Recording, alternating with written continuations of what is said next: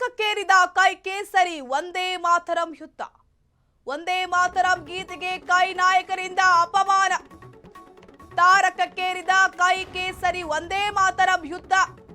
ವಂದೇ ಮಾತರಂ ಗೀತೆಗೆ ಕೈ ನಾಯಕರಿಂದ ಅಪಮಾನ. ಕೈ ನಾಯಕರ ವಿರುದ್ಧ ಮುಗಿಬಿದ್ದ ಬಿಜೆಪಿ. ಕಾಂಗ್ರೆಸ್ಗೆ ನಾಯಕರಿಗೆ ನಾವು ಧಿಕ್ಕಾರವನ್ನು ಹೇಳುತ್ತೇವೆ. ಕಾಂಗ್ರೆಸ್ನವರು ಭಾರತದ ಸಂವಿಧಾನಕ್ಕೆ, ಭಾರತದ ಕಾನೂನಿಗೆ ಗೌರವ ಕೊಡದೇ ಇದ್ರೆ ಅವರು ದೇಶ ಬಿಟ್ಟು ವಾಪಸ್ ಹೋಗ್ಲಿ. ಹೋಗುವಂತ ಸಮಯ ಬಂದೇ ಬರುತ್ತೆ. ಕೈ ನಾಯಕರ ವಿರುದ್ಧ ಮುರುಗೇಶ್ ನಿರಾಣಿ ವಾಗ್ವಾದ ನಡೆಸಿದ್ದಾರೆ.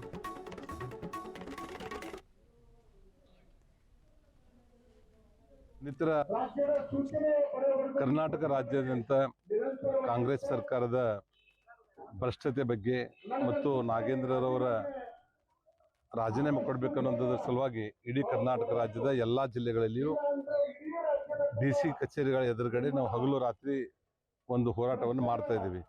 ಇದೇ ಸಂದರ್ಭದಲ್ಲಿ ನಮ್ಮ ಕೇಂದ್ರದ ಕಾಂಗ್ರೆಸ್ಸಿನ ನಾಯಕರಾಗಿರುವಂಥ ಕಾಂಗ್ರೆಸ್ಸಿನ ಸೋನಿಯಾ ಗಾಂಧಿ ಅವರಿರ್ಬೋದು, ನಮ್ಮ ಖರ್ಗೆ ಅವರು ಮತ್ತು ರಾಹುಲ್ ಗಾಂಧಿ ಅವರು, ಇನ್ನಿತರ ಲೀಡರ್ಸ್ಗಳು ವಂದೇ ಮಾತರಮನ್ನ ಶಾಸನಬದ್ಧವಾಗಿ ಎಲ್ಲರೂ ಒಟ್ಟಿಗೆ ಹೇಳಬೇಕನ್ನುವಂಥ ಕಾನೂನನ್ನು ಜಾರಿಗೆ ತಂದಾಗಿನೂ ಸಹಿತ ನಾವು ಎರಡೇ ಸ್ಟಾಂಜ, ಎರಡೇ ಪ್ಯಾರಾಗಳನ್ನು ಮಾತ್ರ ನಾವು ಹೇಳ್ತೀವಿ ಅನ್ನುವಂಥ ಒಂದು ಉದ್ದಟತನದ ಮಾತನ್ನು ಅವ್ರು ಹೇಳಿದ್ದಾರೆ. ನಮ್ಮ ಕರ್ನಾಟಕ ರಾಜ್ಯದ ಕಾನೂನು ಇರ್ಬೋದು, ಕೇಂದ್ರ ಸರ್ಕಾರದ ಯಾವುದೇ ಕಾನೂನುಗಳಿರ್ಬೋದು, ಅದು ಸಂಸತ್ತಿನಲ್ಲಿ ಅಪ್ರೂವ್ ಆದಮೇಲೆ ಅದನ್ನ ಎಲ್ಲರೂ ಅದನ್ನ ಅಳವಡಿಸ್ಕೋಬೇಕು, ಜಾರಿಗೆ ತರಲೇಬೇಕು.